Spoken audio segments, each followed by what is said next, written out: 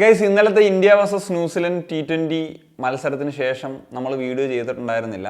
India വിജയിച്ചു, ഈ ഒരു മത്സരം കാണുകയും ചെയ്തു. ഒരു നല്ല മാർജിനിലൊക്കെ തന്നെയാണ് ഇന്ത്യക്ക് വിജയിക്കാനായിട്ട് സാധിച്ചത്. വേൾഡ് കപ്പിന് പോകുന്നതിന് മുമ്പുള്ള അവസാനത്തെ ആ ഒരു മത്സരത്തിൽ ഇന്ത്യക്ക് വിജയിക്കാനൊക്കെ പറ്റിയെന്ന് പറയുന്നത് വളരെ പ്രധാനപ്പെട്ട, അതും ഇങ്ങനത്തെ ഒരു വിജയം നേടാൻ പറ്റിയത് വളരെ പ്രധാനപ്പെട്ടൊരു കാര്യം തന്നെയാണ്. മത്സരം കാണാനിട്ടുകൊണ്ടൊന്നല്ല വീഡിയോ ചെയ്യാത്തത്.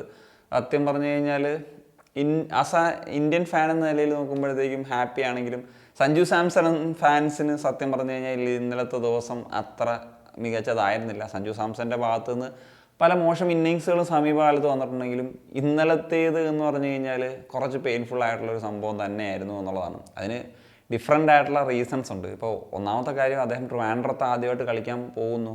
അപ്പം സഞ്ജുവിൻ്റെ ഒരു ബാറ്റിംഗ് കാണാനായിരിക്കണം എത്രയോ ആളുകൾ ട്രാവൽ ചെയ്തിട്ട് ഈ ഒരു ട്രിവാൻഡ്രം ഗ്രീൻഫീൽഡ് സ്റ്റേഡിയത്തിൽ ഉണ്ടാകുക എന്ന് പറയുന്ന കാര്യം ഒരു സംശയമില്ല. പക്ഷേ ആ ഒരു ഡിസപ്പോയിൻറ്റിങ് ആയിട്ടുള്ള പെർഫോമൻസാണ്. ഒരു നല്ല ഒരു ഇൻറ്റൻറ്റ് കാണിച്ച് അല്ലെങ്കിൽ അങ്ങനത്തെ ഒരു പെർഫോമൻസ് തന്ന് ഔട്ടായി പോവുകയാണെങ്കിൽ നമുക്ക് കുഴപ്പമില്ല. പക്ഷേ ആദ്യം മുതലേ നമ്മൾ സമീപ വീഡിയോസിലൊക്കെ പറഞ്ഞതുപോലെ തന്നെ ആ ഒരു ബോഡി ലാംഗ്വേജ് ആണെങ്കിലും അദ്ദേഹത്തിൻ്റെ ഫുട് വർക്ക് ആണെങ്കിലും മൊത്തത്തിൽ പാളിച്ചകളാണ്.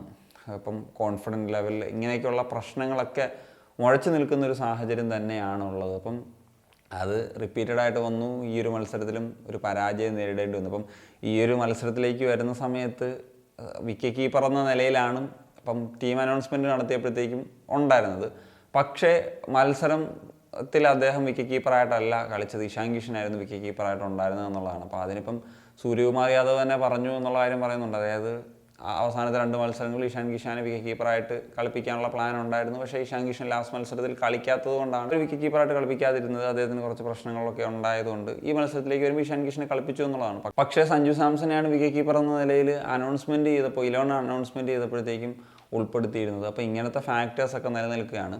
പിന്നെ ഈ പറഞ്ഞ പോലെ ഒരു വിഷമിപ്പിക്കുന്ന ഫാക്ടറായിട്ട് മാറുന്നതെന്ന് വെച്ച് കഴിഞ്ഞാൽ സഞ്ജു സാംസൺ വേൾഡ് കപ്പ് 11 ഉണ്ടാകുമെന്ന് പറയുന്നൊരു പ്രതീക്ഷയായിരുന്നു ഉണ്ടായിരുന്നത്. അപ്പോൾ New Zealand and world cup squad പ്രഖ്യാപിക്കുന്ന സമയത്ത് അതിനുള്ള ചില കാരണങ്ങളുണ്ട്. കാരണം എന്ന് വെച്ച് കഴിഞ്ഞാൽ ഇപ്പം ഗില്ല് കളിക്കുന്ന അവസരത്തിൽ, അദ്ദേഹം ഓപ്പണറായിട്ട് കളിക്കുന്ന അവസരത്തിൽ ഒരുപാട് ആരാധകർ, സഞ്ജുവിൻ്റെ ആരാധകർ മാത്രമല്ല പല ക്രിക്കറ്റ് എക്സ്പേർട്ടായിട്ടുള്ള ആളുകളടക്കം, മുൻ താരങ്ങളടക്കം, ഇപ്പം അശ്വിനോ അല്ലെങ്കിൽ ചഹലോ അങ്ങനെ പല ആളുകളൊക്കെ അടക്കം പറഞ്ഞിട്ടുള്ള സപ്പോർട്ട് ചെയ്തിട്ടുണ്ടായിരുന്നു സഞ്ജു സാംസനെ എന്നുള്ളതാണ്. പക്ഷേ നിലവിലത്തെ സാഹചര്യത്തിൽ ആ സപ്പോർട്ടിനൊത്തൊരു പെർഫോമൻസ് അദ്ദേഹത്തിൻ്റെ ഭാഗത്ത് നിന്ന് വന്നില്ല എന്നുള്ളതാണ്. ഇപ്പോൾ കഴിഞ്ഞ 10-15 മത്സരങ്ങൾ എടുത്തു കഴിഞ്ഞാൽ ഒമാനെതിരെ നേടിയിട്ടുള്ള ആ ഒരു പെർഫോമൻസ്, ആ ഒരു 50 മാത്രമാണ് എടുത്തു പറയാനുള്ളത്. ബാക്കി എല്ലാ മത്സരങ്ങളിലും അദ്ദേഹത്തിൻ്റെ ഡിസപ്പോയിൻറ്റിങ് പെർഫോമൻസ്, എസ്പെഷ്യലി വേൾഡ് കപ്പിന് മുന്നോടിയായിട്ട് എല്ലാ താരങ്ങളും മികച്ച പെർഫോമൻസ് നടത്തുമ്പോഴാണ് സഞ്ജു സാംസൺ മാത്രം ഈ ഒരു തരത്തിലേക്കുള്ള രീതിയിലേക്ക് പോകുന്നത്. അപ്പോൾ കൃത്യമായിട്ട് ആ ഒരു റോളിൽ ഇഷാൻ കിഷൻ എത്തുന്നു. ഇഷാൻ കിഷൻ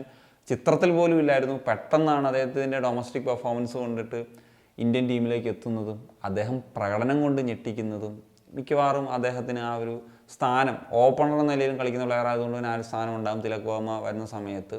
പിന്നെ ഈ ഒരു left and right hand combination, ഇങ്ങനെയൊക്കെയുള്ള കാര്യങ്ങളൊക്കെ പറയുന്നുണ്ട്. പക്ഷേ ഒരു പ്ലെയർ കംപ്ലീറ്റ്ലി ഫോം നഷ്ടപ്പെട്ട് കോൺഫിഡൻസ് നഷ്ടപ്പെട്ടൊക്കെ ഇരിക്കുന്നു. അതർ സൈഡിലൊരു നല്ല പ്ലെയർ നന്നായിട്ട് ഫോം കണ്ടെത്തി നല്ല കോൺഫിഡൻ്റ് ആയിട്ട് കളിക്കുന്നു. ഇഷാൻ കിഷൻ ഈ ഒരു സീരീസിനകത്തുള്ള പെർഫോമൻസിനെ പറ്റി ഇനി കൂടുതൽ എടുത്ത് പറയേണ്ടതില്ലല്ലോ. അപ്പം അങ്ങനെ നിൽക്കുമ്പോഴത്തേക്കും ഈ ഒരു കാര്യങ്ങളായിരിക്കുമോ പരിഗണിക്കുന്നത് എന്നുള്ളതാണ്. പിന്നെ ഈ ഒരു മത്സരത്തിലെ വിക്കറ്റ് കീപ്പിംഗ് എറേഴ്സ് കുറച്ച് സംഭവങ്ങളൊക്കെ അത് അഡ്രസ്സ് ചെയ്യപ്പെടുന്നുണ്ട്. പക്ഷേ അത് ഒരു വലിയ ഫാക്ടറായിട്ട് എടുക്കുമോ, അതോ ഇഷാൻ കിഷനെ തന്നെ പരിഗണിക്കാൻ തന്നെയാണ് തിലക് വർമ്മ തിരിച്ചു വന്നു കഴിഞ്ഞാൽ അതിന് തന്നെയാണ് സാധ്യതകൾ കൂടുതൽ. അപ്പോൾ വേൾഡ് കപ്പിൽ എന്താണെങ്കിലും അദ്ദേഹം കളിക്കും. ഈ ഏറ്റവും പ്രധാനപ്പെട്ട ഒരു കാര്യം എന്ന് വെച്ച് കഴിഞ്ഞാൽ സഞ്ജു സാംസനെ സംബന്ധിച്ചിടത്തോളം വേൾഡ് കപ്പിൽ സ്ക്വാഡിൻ്റെ ഭാഗമായിട്ടുണ്ടാകുമായിരിക്കും. പക്ഷേ അദ്ദേഹത്തിന് മാച്ചസ് കളിക്കാൻ കഴിയുമോ, കഴിഞ്ഞ വേൾഡ് കപ്പ് പോലെ തന്നെയൊക്കെ ആകുമോ എന്ന് പറയുന്ന ചോദ്യങ്ങളുണ്ട്. പിന്നെ ഈ ഒരു വേൾഡ് കപ്പ് കഴിഞ്ഞ് കഴിഞ്ഞാൽ അടുത്ത ഒരു സീരീസൊക്കെ വരുമ്പോഴത്തേക്കും അദ്ദേഹത്തിന് അവസരങ്ങൾ ലഭിക്കുമോ? കാരണം നമുക്കറിയാമല്ലോ ഇന്ത്യയുടെ T20 സ്ക്വാഡാണ് ഏറ്റവും ഒരു സ്ട്രെങ്ത് ഉള്ള ഒരു ഇതെന്ന് വെച്ച് കഴിഞ്ഞാൽ. കാരണം അത്രത്തോളം പ്ലേയേഴ്സ് പുറത്ത് കാത്തിരിക്കുകയാണ്.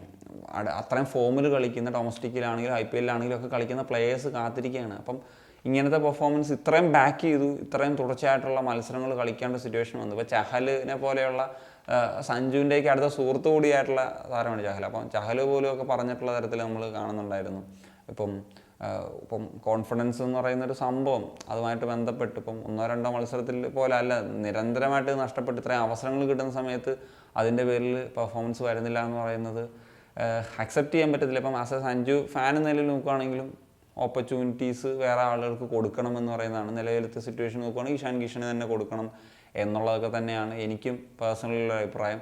പിന്നെ അടുത്ത സീരീസിലേക്കൊക്കെ വരുമ്പോഴത്തേക്കും അവസാനം ജയ്സ്വാളിനെ പോലെയുള്ള പല താരങ്ങൾ, ഇപ്പോൾ രുതുരാജിനെ പോലെ അങ്ങനത്തെ ഓപ്പർച്യൂണിറ്റീസ് അർഹിക്കുന്ന പിന്നെയും പറയാൻ പറ്റുന്ന താരങ്ങളുണ്ട്. ഇപ്പം ടെസ്റ്റിലാണെങ്കിലോ അല്ലെങ്കിൽ ഓഡിയയിലാണെങ്കിലോ ഒന്നും പോലെ അല്ല, T20യിലേക്ക് വരുമ്പോൾ ഞാൻ മുമ്പ് പറഞ്ഞ പോലെ അത്രത്തോളം ബഞ്ച് ഓഫ് പ്ലെയേഴ്സ് അവൈലബിൾ ആയിട്ട് നിൽക്കുന്ന ഒരു സാഹചര്യമാണ് ഉള്ളത്.